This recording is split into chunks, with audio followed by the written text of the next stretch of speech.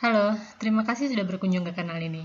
Hari ini saya akan menyampaikan materi dengan judul Anamnesis Psikiatri dan Pemeriksaan Status Mental, bagian 2B, Penalaran. Video ini merupakan kelanjutan dari video Anamnesis Psikiatri dan Pemeriksaan Status Mental bagian 1 tentang anamnesis. Pada video ini, pembahasan akan berfokus pada pemeriksaan status mental untuk menilai perubahan-perubahan yang terjadi pada penalaran. Di sini akan diterangkan definisi istilah-istilah yang menunjukkan tanda dan gejala terkait perubahan penalaran, serta contoh manifestasi pada pasien-pasien yang mengalami perubahan pada penalaran. Seperti disebutkan sebelumnya, pemeriksaan status mental untuk aspek penalaran terdiri atas 4 komponen. Yang pertama adalah kesadaran dan kognisi, kemudian proses pikir, di mana di dalamnya ada bentuk pikir, arus pikir, dan isi pikir, kemudian persepsi, dan yang terakhir adalah tilikan. Aspek pertama yang dinilai adalah kesadaran dan kognisi. Kesadaran didefinisikan sebagai kapasitas umum seseorang untuk menyadari keberadaan dirinya sendiri dan lingkungan sekitarnya. Pada pasien-pasien yang memiliki kesadaran yang baik, selanjutnya dapat dilakukan pemeriksaan kognisi. Pemeriksaan kognisi dilakukan untuk menilai aspek-aspek spesifik dari fungsi luhur manusia, dan antara lain bisa dilakukan dengan menggunakan kuesioner Mini Mental State Examination atau MMSI. Kuesioner ini akan menilai orientasi, baik terhadap orang, waktu, dan tempat, registrasi, atensi dan kalkulasi, recall, bahasa, dan kemampuan visuospasial. Kita akan memberikan pembahasan lebih lanjut terkait kesadaran. Kesadaran dapat dinilai secara kualitatif, kuantitatif, maupun dalam konteks pasien psikiatri. Secara kualitatif, kita mengenal istilah koma, semikoma, sopor atau stupor, somnolen, delirium, apatis, dan kompos mentis. Secara kuantitatif, kita melakukan penilaian dengan Glasgow Coma Scale atau GCS, di mana rentang skor Glasgow Coma Scale untuk seseorang yang dikatakan kesadarannya menurun adalah pada rentang 3-14 dan yang normal adalah 15. Pada penilaian kesadaran yang umumnya menjadi bagian dari penilaian status psikiatri atau status mental, istilah yang digunakan hanya 4 kata. Apakah berkabut atau fluktuatif, dan berubah atau jernih. Yang normal adalah kesadaran yang jernih. Pasien dengan kesadaran yang berubah adalah pasien yang tidak mengalami penurunan kesadaran, tapi mengalami masalah dalam menilai realita, sehingga ada kemungkinan dia tidak bisa menyebutkan namanya, atau mungkin siapa orang di sekitarnya, atau di mana saat ini. Jadi area yang di shading ini adalah area yang menunjukkan bahwa pasien mengalami penurunan kesadaran. Jika pasien tidak mengalami penurunan kesadaran, maka secara kualitatif dia akan kompos mentis, secara kuantitatif dia akan memiliki GCS 15, dan di psikiatri dia akan mengalami kesadaran yang berubah atau jernih. Aspek selanjutnya yang dinilai adalah proses pikir. Proses pikir terdiri dari bentuk pikir, arus pikir, dan isi pikir. Bentuk pikir ini pada dasarnya merupakan rangkuman dari arus pikir dan isi pikir. Jadi gambaran global atau kesan global pemikiran pasien ini seperti apa, itulah bentuk pikir. Bentuk pikir ini dapat dinilai berdasarkan logis atau tidaknya dan realistis atau tidaknya. Logis atau tidak artinya masuk akal atau tidak. Realistis atau tidak artinya sesuai kenyataan atau tidak. Pada kondisi normal, seseorang akan logis dan realistis. Pada kondisi yang bentuk pikirnya terganggu, dia bisa saja logis tapi tidak realistis, misalnya pada orang-orang yang berbohong. Bisa juga dia akan non-logis dan non-realistis. Misalnya saat seseorang merasa bahwa dia adalah penjelmaan dari siluman ular misalnya, dan meyakini bahwa penjelmaan itu terjadi setelah dia menyentuh suatu tembok yang di tengah-tengahnya ada gambar ular. Saat sebenarnya dia tidak pernah sekalipun menyentuh tembok yang ada gambar ularnya itu. Jadi di sini selain tidak logis, dia juga tidak realistis. Selanjutnya, ada arus pikir. Arus pikir ini menggambarkan perjalanan pasien dalam menceritakan kisahnya itu seperti apa. Cara berceritanya itu seperti apanya, nyambung atau enggaknya antara kalimat satu dengan kalimat yang lain, rangkaiannya bagaimana, itulah arus pikir. Arus pikir bisa meningkat, bisa menurun. Meningkat di sini bisa muncul dalam bentuk flight of ideas atau logore. Flight of ideas ditunjukkan dengan adanya ide-ide yang banyak yang diungkapkan secara bergantian, tapi satu ide belum diceritakan secara selesai sudah pindah ke ide lainnya. ide yang berikutnya belum diceritakan sampai selesai, kemudian pindah lagi ke ide yang lain lagi. Kemudian kembali lagi ke ide yang pertama, lalu ke ide yang ketiga, terus ada ide baru lagi, itulah flight of ideas. Jadi maunya banyak dan meloncat-loncat jadinya, atau ideas itu nama lainnya adalah loncat pikir. Kemudian ada juga logore. Logore itu adalah saat seseorang terus-menerus berbicara dan sulit sekali disela untuk dihentikan. Yang dibicarakan bisa apa saja, bisa ada maknanya, bisa tidak, tapi pokoknya bicaranya terus dan susah dihentikan. Kemudian bisa juga arus pikir itu cenderung menurun atau berkurang. Kalau yang tadi kan kayak lebih cerewet gitu, yang ini jadi berkurang.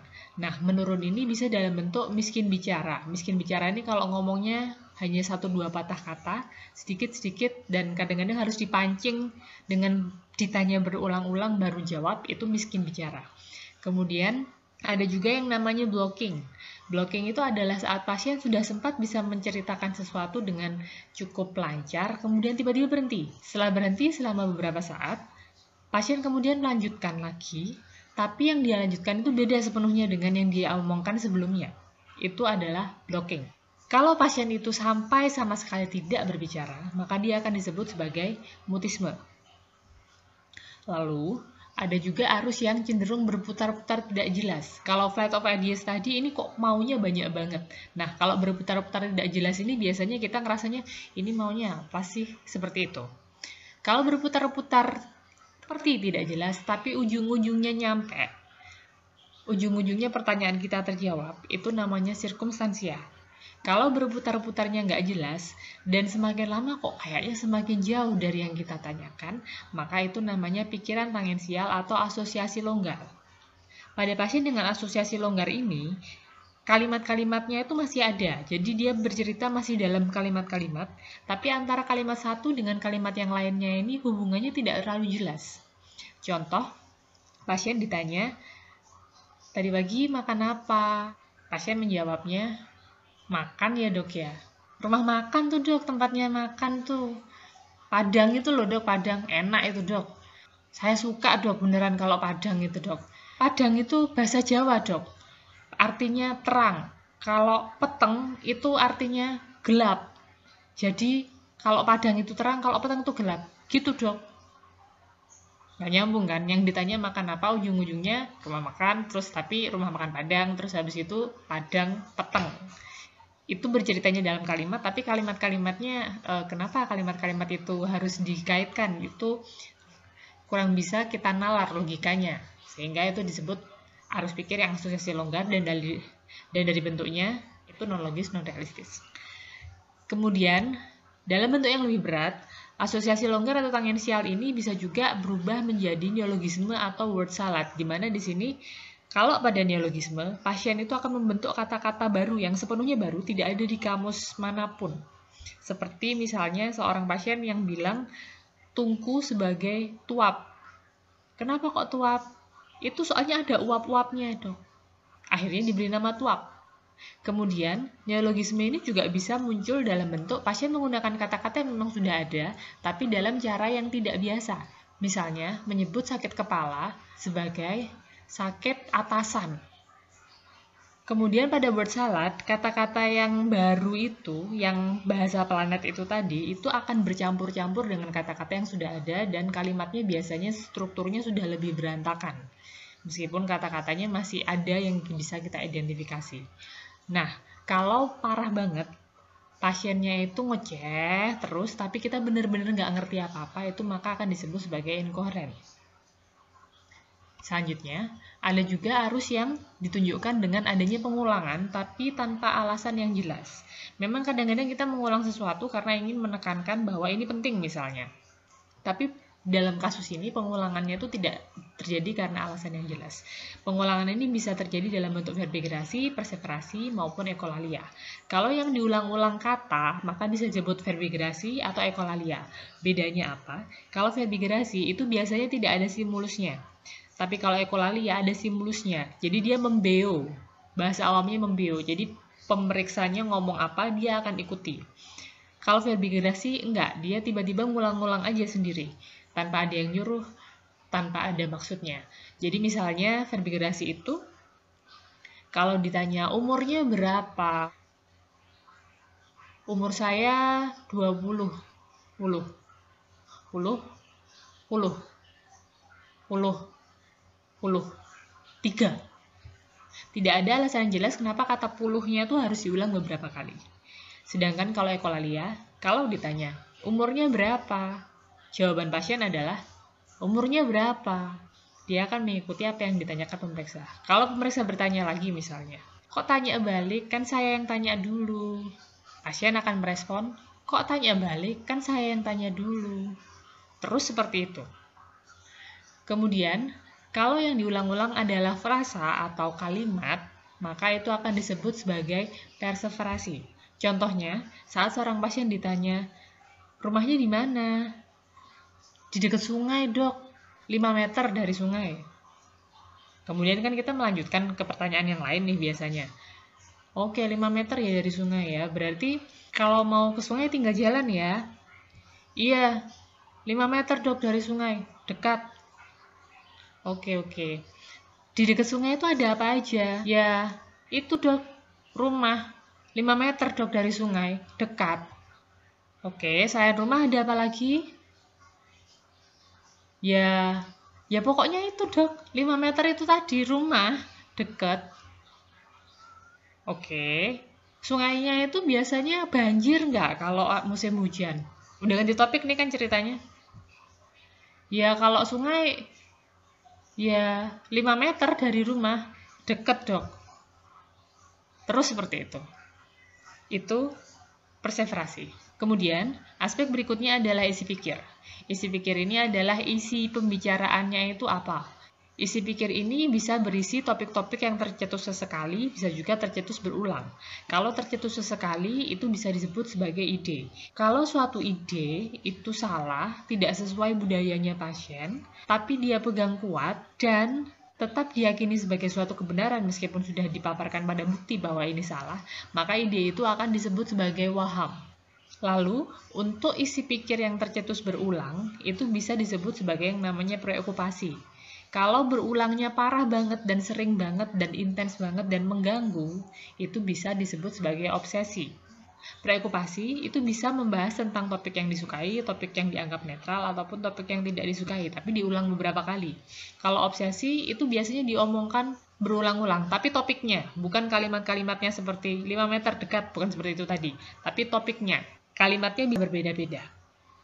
Obsesi ini karena dia merupakan pikiran yang tidak disukai oleh orang yang memiliki obsesi, tapi tidak bisa dilawan dan dia muncul terus, maka umumnya akan memunculkan suatu perilaku yang namanya kompulsi, di mana perilaku kompulsi ini ditujukan untuk menenangkan diri, untuk melegakan kecemasannya. Jadi misal seseorang memiliki obsesi, memiliki pikiran yang berulang bahwa tangan saya ini kotor, sehingga akhirnya dia melakukan kompulsi dalam bentuk mencuci tangan 50 kali sehari misalnya. Lalu, ada juga pemikiran yang disebut sebagai fobia. Fobia ini mungkin nggak selalu langsung bisa tercetus, tapi kalau dia ada, umumnya dia sudah berlangsung lama.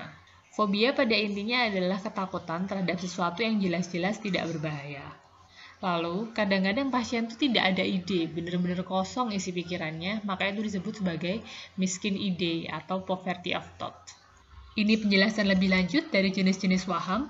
Waham dapat memiliki tema merasa disakiti, diancam atau dalam bahaya, tema yang terkait pasivitas, tema yang terkait kondisi yang depresif atau pesimis, atau tema yang justru sebaliknya, sangat optimis.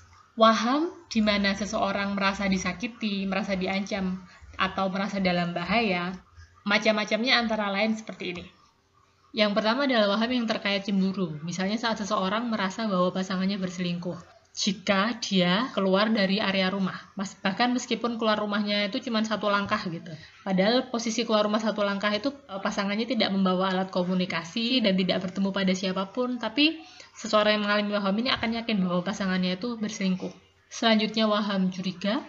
Waham curiga ini biasanya terkait dengan konspirasi atau merasa dibicarakan, merasa bahwa orang-orang sengaja bekerja sama untuk menjatuhkan dia.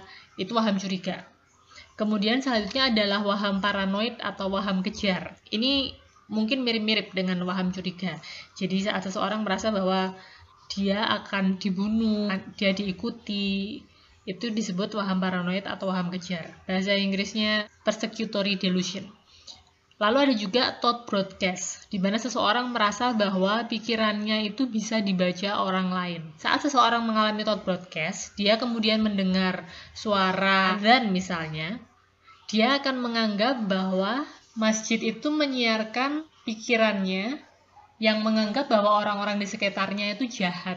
Kenapa kok masjid yang azan itu dianggap menyiarkan pikirannya yang mengatakan orang-orang di sekitarnya jahat? Mungkin pasien akan menjawab, iya, soalnya azan itu seruan kebaikan. Jadi itu pikiran saya yang sama masjid itu decoding, terus habis itu diubah menjadi sebaliknya, sehingga munculnya dalam bentuk azan itu. Itu mungkin yang akan dijawab oleh seorang pasien yang mengalami thought broadcast. Selanjutnya adalah delusion of reference atau waham referensi, di mana pasien menganggap fenomena netral yang ada di sekitarnya itu sebagai kode untuk dirinya sendiri. Contohnya, seorang wanita yang yakini bahwa dia adalah titisan dewa api yang harus melindungi dunia ini dari kejahatan. Nah, delusion of reference pada wanita ini dapat muncul dalam bentuk seperti ini. Misalnya, dia melihat seseorang berbaju merah dan oranye, yang itu mungkin mirip dengan warna api. Maka dia akan berpikir, oh, itu pertanda bahwa daerah ini menerima saya sebagai titisan dewa api karena mereka menggunakan atribut yang terkait api. Padahal orang yang dia lihat pakai baju merah dan oranye itu orang random, nggak kenal, nggak ada maksud apa-apa pakai baju merah dan oranye karena memang kebetulan hari itu aja pakai. Pasien ini bisa juga berpikir seperti ini. Misalnya dia di jalan, mendengar dua orang sedang berbicara satu sama lain, dan salah satu dari orang itu mengatakan kepada lawan bicaranya, semangat! Dia akan merasa bahwa, oh, berarti dia nyemangatin saya sebagai titisan dewa api untuk melakukan misi saya, menegakkan kebenaran dan keadilan. Waham yang selanjutnya adalah waham-waham yang terkait dengan tema pasivitas atau pasien kayak tidak punya kendali atas dirinya sendiri. Ini bisa muncul dalam bentuk yang pertama adalah thought withdrawal, thought insertion, dan waham kendali itu sendiri. Thought withdrawal di sini artinya pasien merasa bahwa pikirannya sudah ditarik keluar dan sekarang pikirannya udah kosong, tidak ada apa-apa. Thought insertion adalah saat seseorang merasa dirasuki. Dan umumnya ini bersambung dengan waham kendali. Jadi setelah dirasuki, ini tangan saya dikendalikan geraknya sama yang merasuki saya. Jadi biasanya keduanya muncul bersamaan. Waham selanjutnya adalah waham-waham dengan tema depresif atau pesimis. Antara lain dalam bentuk waham nihilistik atau waham bersalah. Waham nihilistik adalah waham yang terkait dengan ketiadaan. Jadi misalnya seseorang tidak mau makan dengan alasan, usus saya udah nggak ada kok, usus saya udah busuk. Ngapain saya makan, nanti masuknya kemana? Nggak bisa dicerna juga. Itu contoh waham nihilistik.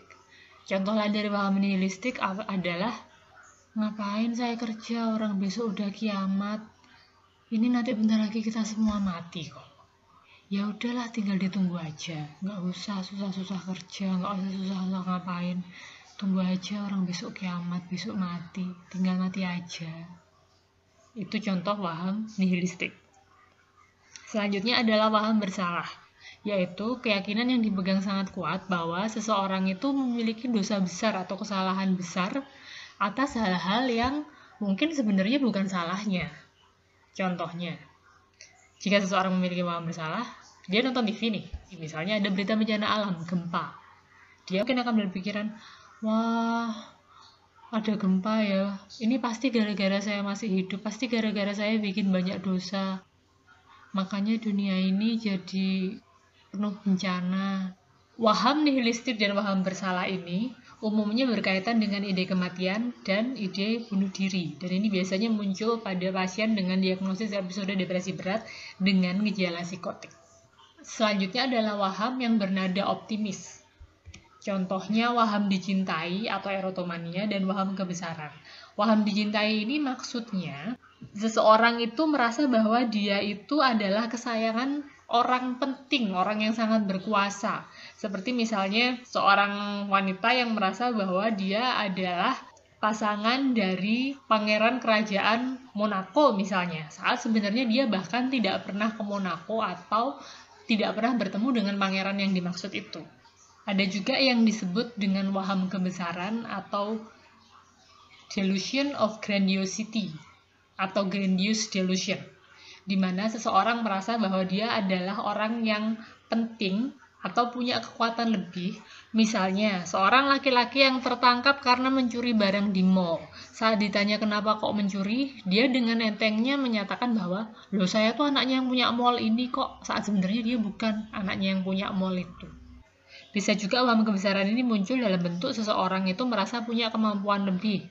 Seperti seseorang yang tiba-tiba bilang ke orang di sekitarnya, kamu lagi bokek ya? Sini salaman sama aku dulu. Kalau salaman sama aku nanti dijamin besok kamu pasti bisa kaya raya. Aku punya kekuatan lebih. Sini, aku salurkan kekuatanku lewat tanganku. Besok pasti kamu kaya raya, yakin. Dia merasa punya kekuatan lebih bahwa dia bisa memberikan kekayaan kepada orang lain hanya dengan jabatan tangan. Nah, jenis waham yang terakhir adalah waham magis mistis atau waham aneh atau waham bizar. Ada pasien yang dengan waham, maka dia akan meyakini hal-hal yang salah gitu, yang tidak sesuai dengan ajaran agamanya. Misalnya, saat seseorang yang beragama Islam, dia ngotot harus beribadah di gereja karena gereja dianggap sebagai tempat turunnya wahyu pertama untuk Nabi Muhammad. Misalnya seperti itu. Ada juga seperti yang saya sebutkan tadi adalah bahwa dia merasa bahwa dia itu titisan dewa api. Nah, terkait waham magis mistis ini, kita perlu melihat konteksnya. Dalam arti, kalau hal yang diyakini itu meskipun tidak masuk akal, tapi dia dipercayai oleh orang-orang misalnya pada satu komunitas yang sama, maka kita tidak menganggap itu sebagai waham. Dia baru dianggap waham saat benar-benar berbeda dengan yang dipercayai oleh yang ada di sekitarnya, orang tempat dia tumbuh, orang tempat dia bergaul, dan keyakinan terhadap hal itu menyebabkan hendaya atau menyebabkan konflik dengan orang-orang di sekitarnya. Maka kita akan anggap itu sebagai waham. Aspek selanjutnya yang dinilai adalah tilikan atau insight terhadap masalah psikiatri yang dialami. Di sini tilikan atau insight didefinisikan sebagai kesadaran pasien atas masalah psikiatrinya atau masalah psikologisnya. Insight ini memiliki 6 derajat dari 1 sampai 6. Yang paling buruk adalah insight yang tingkat 1 atau derajat 1, yang paling baik adalah insight yang derajat 6. Definisi masing-masingnya kurang lebih seperti ini. Nah, umumnya insight 1 sampai insight 3 itu dimiliki oleh pasien-pasien yang psikosis atau yang memiliki masalah terhadap menilai realita. Sedangkan tilikan atau insight derajat 4 sampai 6 ini umumnya dimiliki oleh orang-orang yang mengalami neurosis. Contohnya, pada pasien yang mengalami gangguan cemas, dia tahu bahwa masalahnya ada pada kecemasannya yang berlebihan. Tapi dia tidak tahu mengapa saya harus cemas berlebihan. Dia juga tidak tahu apa yang menyebabkan dia menjadi seseorang yang cemas berlebihan. Maka dia memiliki tilikan derajat 4. Kalau pasien gangguan cemas tersebut memiliki tilikan derajat 5, dia akan tahu bahwa saya sakitnya cemas. Kayaknya saya yang menyebabkan saya cemas itu karena peristiwa ini karena karakteristik pribadi saya yang seperti ini. Dia juga mungkin tahu bahwa kalau saya mau mengubah karakteristik kepribadian saya yang seperti ini biar saya tidak terlalu cemas, saya harus melakukan ABC.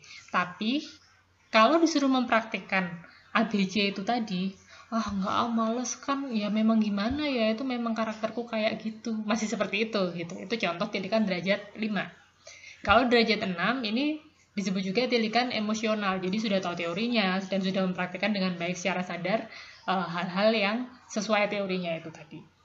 Kalau yang lebih rendah, misalnya di tilikan derajat 3, ini kan pasien menyadari bahwa dia sakit, tapi menyalahkan orang lain atas penyakitnya. Jadi misalnya, ya ini emang saya ini jadi stres kayak gini nih gara-gara saya diguna-guna sama ibu tetangga sebelah. Itu adalah contoh tilikan derajat 3. Untuk tilikan derajat 2, yaitu ambivalen. Contohnya seperti ini. Kalau pasien ditanya, kamu sakit nggak? Nggak sakit, biasa aja. Terus ngapain kok minum obat? Ya minum obat aja. Emang kenapa kalau minum obat? Minum obat biar sembuh dari sakit apa? Nggak sakit aku. Minum obat aja, pengen aja. Itu contoh tilikan derajat 2 yang menunjukkan adanya ambivalensi. Kalau tilikan derajat 1, pasien umumnya tidak merasa sakit dan akan menolak biasanya saat diberikan terapi. Aspek selanjutnya yang dinilai adalah persepsi. Persepsi didefinisikan sebagai proses untuk memahami stimulus yang diterima oleh kelima indera. Jadi persepsi ini selalu dari kelima indera. Persepsi ini bisa meningkat atau menurun. Peningkatan persepsi misalnya ditunjukkan saat seseorang mengalami yang namanya hiperalgesia. Jadi disentuh dikit aja sudah sangat sakit. Penurunan persepsi misalnya saat seseorang mengalami yang namanya hipoestesi. Jadi meskipun sudah disentuh tapi tidak merasakan sentuhan itu. Dalam psikiatri, umumnya masalah yang terjadi adalah perubahan persepsi. Perubahan persepsi ini bisa muncul dalam bentuk halusinasi, pseudo-halusinasi, maupun ilusi. Halusinasi itu terasa sama seperti pengalaman sensoris normal dan dirasakan sebagai sensasi eksternal pasien, tapi dia terjadi tanpa ada stimulus. Jadi secara singkat, halusinasi itu adalah ada persepsi tanpa ada stimulus. Misal pasien merasa bahwa ada yang pegang-pegang, padahal tidak ada apapun yang menyentuh dia. Atau pasien mendengar suara-suara saat tidak ada yang bicara apapun. Kemudian ada juga yang disebut dengan pseudo-halusinasi. Pseudo-halusinasi adalah pengalaman persepsi yang seolah dirasakan berasal dari dalam diri pasien. Ini biasanya dideskripsikan pasien sebagai, saya dengar suara-suara di kepala saya atau di hati saya. Bukan di telinga, tapi di kepala atau di hati saya. Atau pikiran saya itu selalu memunculkan bayang-bayang gitu dok, kayak film gitu. Itu mungkin pseudo-halusinasi. Perubahan persepsi yang ketiga adalah dalam bentuk ilusi. Dimana kalau ilusi ini, stimulus eksternalnya memang ada, tapi diartikan secara salah. Misalnya, malam-malam, orang melihat korden bergerak, dianggap korden itu adalah hantu. Ini adalah jenis-jenis halusinasi dan ilusi yang mungkin terjadi, bisa auditorik, visual, somatik, olfaktori, dan gustatori atau pengecapan. Halusinasi auditorik bisa bersifat elementer yang artinya bunyi-bunyian seperti mendenging atau bunyi peluit. Bisa juga bersifat kompleks yang biasanya ada suara-suara yang berbicara. Berbicaranya itu bisa dalam bentuk first person, second person, dan third person. Kalau first person berarti pasien ini mendengar suaranya sendiri di telinganya saat dia sebenarnya tidak bicara. Kalau second person, dia mendengar suara orang-orang lain yang langsung berbicara kepada dia. Kalau third person, dia mendengar suara orang-orang yang membicarakan dia tapi tidak berbicara langsung ke dia. Kemudian halusinasi somatik juga macamnya ada beberapa, yaitu superficial, visceral, dan kinestetik, di mana halusinasi superficial ini bisa dalam bentuk halusinasi taktil, thermal, atau higrik. Taktil itu ya merasa dirambati itu tadi. Kalau thermal itu merasa kulitnya panas. Kalau higrik ini merasa misalnya lembab atau kering itu tadi. Baik, demikian kiranya yang dapat saya sampaikan untuk bagian ini. Silakan berikan kritik, saran, komentar, dan pertanyaan Anda pada kolom komentar di bawah, atau hubungi saya di email inke.s34@gmail.com. Terima kasih, semoga video ini bermanfaat.